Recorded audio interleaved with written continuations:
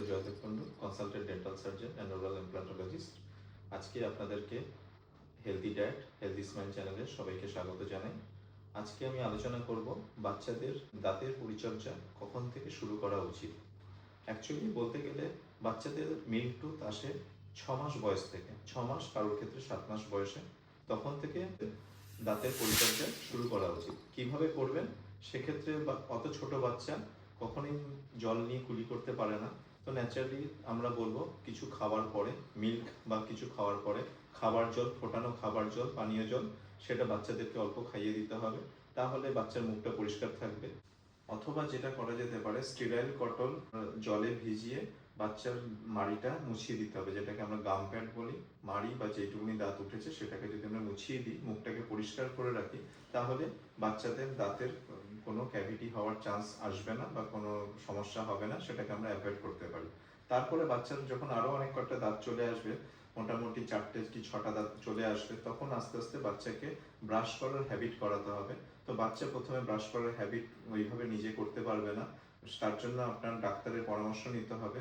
নিকটবর্তী ডেন্টাল সার্জনের কাছে যাবেন, তারা তাদের মতন করে আপনাকে বুঝিয়ে দেবে বাচ্চাকে কিভাবে ব্রাশ করাতে হবে, এবং বাচ্চাকে ব্রাশ করানোর জন্য, ইন্টারেস্ট গ্রো করানোর জন্য তাকে বাচ্চার সাথে আপনিও দরকার হলে পাশে দাঁড়িয়ে ব্রাশ করবেন। সেটা দেখে বাচ্চা ব্রাশ করাটা শিখবে। বা বাচ্চা যখন ঘুমোবে, অনেকটা লেন্দি টাইম যখন ঘুমোবে, সেই সময় বাচ্চাকে মিল্ক জাতীয় খাবার অ্যাভয়েড করা, যাতে সেটার পরে যাতে মুখ ভালো করে পরিষ্কার করানো যায় সেটার দিকে নজর রাখা।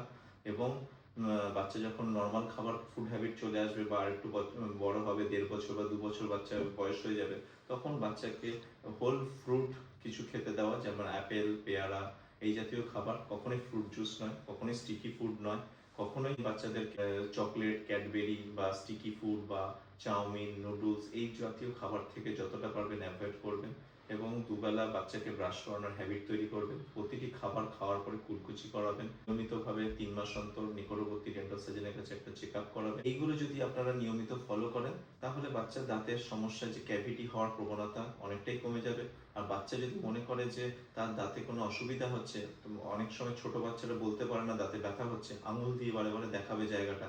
যদিও সেরকম কিছু সমস্যা বোঝেন, তৎক্ষণাৎ নিকটবর্তী ডেন্টাল সার্জনের সাথে যোগাযোগ করুন। সাধারণত কি হয়, বাচ্চাদের কিছু সমস্যা হলে আমরা ফার্স্টে পেডিয়াট্রিক ডক্টরের কথা ভাবি এবং পেডিয়াট্রিক ডক্টরের কাছে গিয়ে দেখাই, এবং পেডিয়াট্রিক ডক্টররাও তখন ওষুধের মাধ্যমে ব্যথা কমানোর কিছু একটা নিরাময় করে থাকেন। কিন্তু দাঁতের ভিতরের কিছু কন্ডিশন, সেটা ইনস্ট্রুমেন্ট দিয়ে দেখা হয় না বলে, তাই জন্য তারাও ডিটেক্ট করতে পারে না যে আদৌ ক্যাভিটিটা সেই জায়গায় গেছে কিনা। তো বাচ্চার সামান্যতম অসুবিধা হলেই, মুখের মধ্যে কিছু অসুবিধা হলেই সরাসরি আপনার ডেন্টাল সার্জনের কাছে দেখা করুন, যোগাযোগ করুন। তাতে আপনার সময় যেরকম বাঁচবে, বাচ্চার জন্য কমপ্লিকেশনও অনেক অ্যাভয়েড করা যাবে।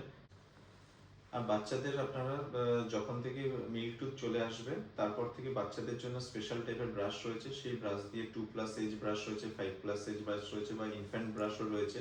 সেই ব্রাশগুলো দিয়ে বাচ্চাদেরকে ব্রাশ করানো। প্রথম প্রথম টুথপেস্ট ইউজ করার দরকার নেই, সেক্ষেত্রে জলে ভিজিয়ে, ব্রিসেসটাকে জলে ভিজিয়ে এমনি জাস্ট গুলিয়ে দিলেই হবে, যাতে ফুড পার্টিকেল কিছু জমে না থাকে।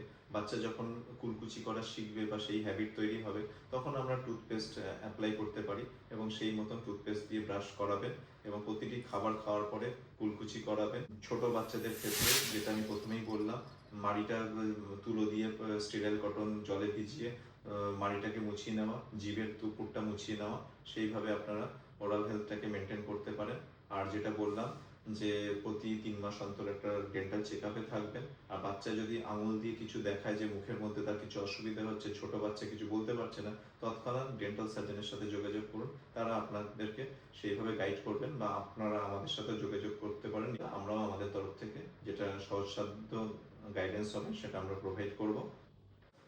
পরবর্তী সময়ে আরও হেলদি টিপস পাওয়ার জন্য আপনারা এই চ্যানেলটাকে লাইক, সাবস্ক্রাইব এবং শেয়ার করে দিন। ধন্যবাদ।